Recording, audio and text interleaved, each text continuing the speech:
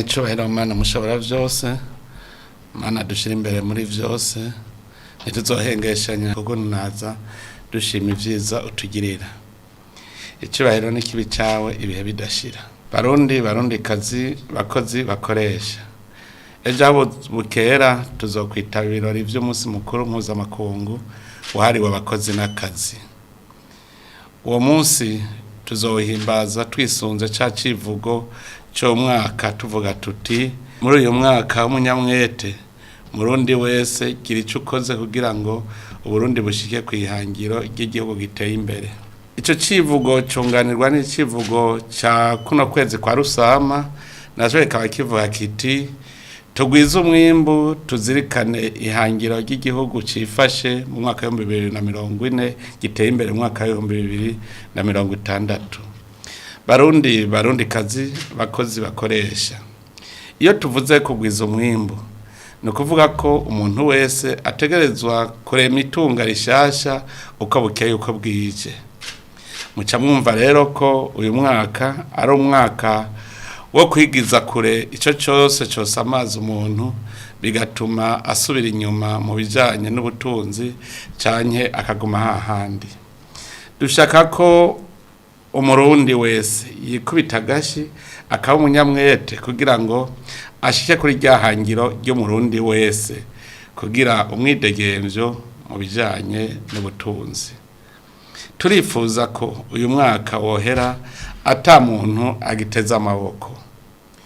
Uri umunyamwete igikorwa naho coba kigambaraye ukungana iki umutima wawe uragutonganya mu gihe utagikoze. Mu banyamwete niho tubona abantu naho imyaka yoba ibaremereye baguma bita ku rutare bakora ijoro n'umutaga gushikaho mbere uza wumva bavuga ngo reka ndime ndonke ivyo nzosiga mu nzu ejo nibaza kumpamba ntazovuge ngo nta gipfuye. Uwo mwete niwo dukeneye, umwete umuntu yumvamwo nk'umuhigo hamwe yibwira ati ntegereza gukora atari kubera babintegetse ariko nyabuna kubera numva ko ari ryo teka ryanje. Iteka ry'umuntu naryo nkuko tubizi ni iry'umuryango wiwe.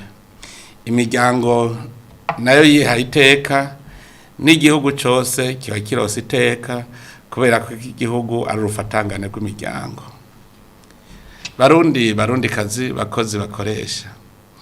Gukora ni iteka kandi Imana irahezagira abakozi. N'impanuro dukora mu ijambo ry'Imana rishimikira ku bikorwa. Umutumwa Yakobo ati ukwemera kutagira ibikorwa kuba kwarapfuye. Umwanditsi w'igitabo c'imigani muri Bibiliya Nyeranda nawe ati wakinebwewe uzoryama gushika ryari, uzova mu itiro ryari, ugusinzira gatoyi, uguhunyiza gatoyi, ukorera amaboko gatoyi mu kwiryamira bituma ubworo bwo kwinjirana nk'ikirerezi ubukene nabwo nk'igisuma. Kuva kera abasokuru baraduciriye umugani bavuga bati ubutarima ntamira. Ukabona uno munsi uri umukene rero nurabe neza iyo ubworo bwawe bwavuye hanyuma wite ku mwikomo aho kuta ku bandi. Barundi kazi mu gihugu cacu turacariko turiga gukora. Aho hambere hahise twaritiranya gusukurira abandi no kwikorera. Nico gituma dushimira abamaze gutahura icari cyo gukorera igihugu no kwikorera bazi neza ko ari amasaha yo gukorera bene gihugu n'amasaha yo kwikorera mu kugwiza umwimbu.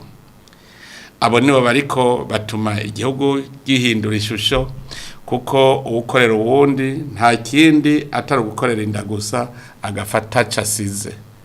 Ariko hariho n'abagifisha ubusa amasaha arenga 16 ku munsi.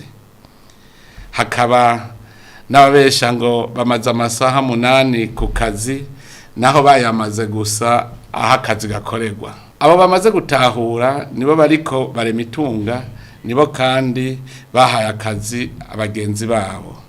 Tumenye neza ko uyu munsi ari uw'abakozi n'akazi. ni umunsi wo kumenya ko umukozi atari umuja w'umukoresha ahubwo ko abo babiri ari magiriranire. Umukoresha yazanye igikorwa n'umutahe, umukozi nawe azana ubwenge n'ubukomezi. Iyo abo babiri bakoranye bashize hamwe umutima n'inama, baraheza bakagwiza umwimbu. Nico gituma bagengwa n'amategeko kugira ntihagire abagunga abandi. Turashimiye abakozi bakurikiza amategeko y'akazi kandi bakakarangurana umwete, wa mwete utarindira igitsure. Turashima kandi ko ibiganiro hagati y'abaserukira leta, abaserukira abakozi n'abaserukira abakoresha bigenda neza, kuko bayaga bashira hamwe ingene akazi kariho karagenda n'ingene kotera imbere gusumba. Ariko rero ngume nibutsa, leta n'igihugu, igihugu naco sumukoresha, kiretse mu mashirahamwe y'igihugu agwiza umwimbo. Abakorera igihugu nibamenye ko ari abasuku basukurira abenegihugu. Iyo baba bari abanyakazi, umukoresha nawe akaba ari umwenegihugu, bisigura ko uwo nyene akora nawe aba yikoresha. Mbega uwikoresha yokora gute? Yosaba iki umukoresha ko ari we nyene? Turashima cyane ko abakozi n'abakoresha batahura ko ahatari uburongozi bwiza, iterambere ry'abakozi n'akazi rica rihungabana, umwumvikano ku kazi n'umwimbu bigaca bigabanuka. Ikiduha umwizero wa kazoza keza k'akazi ni uko abakozi benshi bamaze kumva ko ingorane ziduhanze twese uno munsi ari ubukene. Ubwo nabwo kujya nyene aho kwidogera umwijima wopfuma watsa urumuri, aho kwidogera ubukene no kubugomorera ko ingabo z'abakozi zikabugwanya gushika zibutujije. Nuvuga ko twokora tugize urunani rw'intamenwa, tuyoboka abakoresha, twese twumva ko dusangiye ugupfa no gukira. Barundi kazi bakoresha, imbere yuko notanga impanuro, reka ntangure ngira ico mvuze ku vyaranguwe ku ruhara rw'ubuyobozi bw'igihugu. Burya ngo itara ryakije ntigihisha, ivyaranguwe birivuga. Kubijanye n'abakozi ba leta, ico twari twiyemeje kwari ukugira uburinganire bw'agashirukabute, abakora bimwe bagahabwa agashirukabute kangana. Mvuze agashirukabute kuko umusuku w'abenegihugu ntahembwa nk'umunyakazi kuko si umucangero. Ico gikorwa rero cyaratanguye kuja mu ngiro, naho hari abo twasanze baribagiwe kubera bakorera mu bisata bidasanzwe, ariko nabo nyene borema. Icatumye duteba nuko abo twatumye twasanze muri bo hari abatari bwamenye gutandukanya ibikorwa by'abagenwa mu mabanga n'ibikorwa by'abahinga. Mu bisanzwe abahinga nibo baharorirwa agashirukabute, mu gihe abagenwa nabo babaha gusa agahimbaza musyi kiyongera ku gashirukabute bahora baronka ku gikorwa cy'ubuhinga. Aha ndahanoganza kugira ngo tubitahure kumwe. Ubugenwe mu mabanga ayajamwo avuye mu gikorwa cy'ubuhinga, kandi iyo avuye kuri iryo bango asubira ku gikorwa cy'ubuhinga. Nico gikorwa cy'ubuhinga rero gifise agashirukabute kuko ni pete riraduga.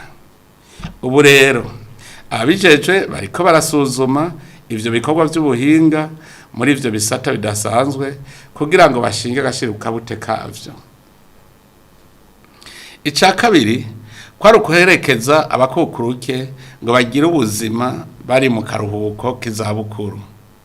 Nico gikorwa kiraremvye naho kitari coroshe.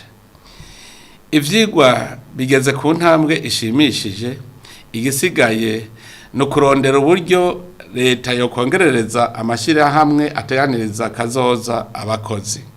Kubera amikoro atari kirenga, ico gikorwa kizokogwa intambwe ku ntambwe.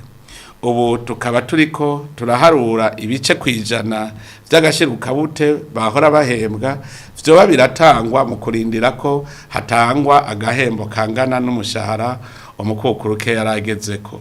Tuzobikora isemo kwisemo kuko turazi ko n'ukuboko kwiyaga aho gushika. Uko umwimbu uzoza uraduga nabo bazodugirizwa. Nico gituma dusaba abakiri ku kivi gukorana umwete n'ubwira kugira ngo iryo hangiro turishikeko hakiri kare. Barundi kazi bakozi bakoresha. Kuvyerekeye abakozi atarabasuku. Uburongozi bw'igihugu burazi ko bugendera ku civugo cy'uko umunwa wose uronka ico ufungura, umufuko nawo ukaronka amahera. Niyo ntumbero twashaka gushikako mu gushinga amakoperative ku mitumba yose no kuyasahiriza mu kuyagurana umutahe w'intango. Ni muri iyo ntumbero nyene twashizeho umugambi payeje wo kurema umwidegemvyo w'ugwaruka mu butunzi no kuruha akazi. Nico catumye kandi dushiraho ibanki y'ugwaruka n'iy'abakenyezi kugira zingurane ugwaruka n'abakenyezi bafise imigambi y'iterambere. Mbere twaciye dushiraho ikigega c'ubwishingizi figa kugira ngo abatagira ingwati mu gusaba ingurane boroherezwe.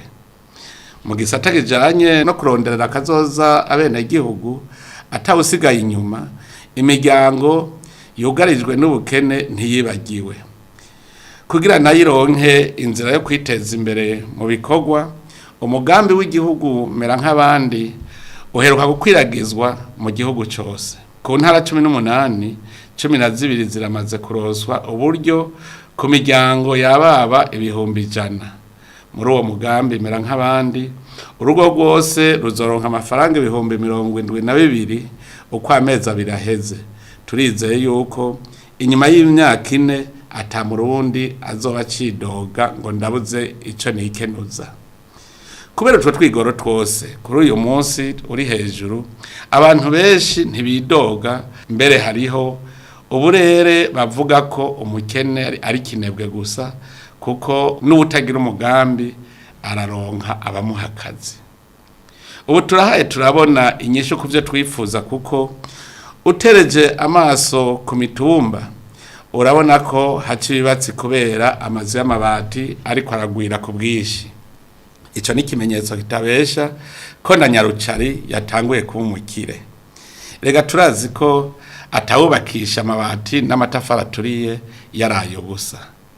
Turabibona kandi iyo turiko turatemberera abenegihugu kuko ubu abagenda ibirenge bisa basigaye kurushi, abambara ibishambara basigaye hake.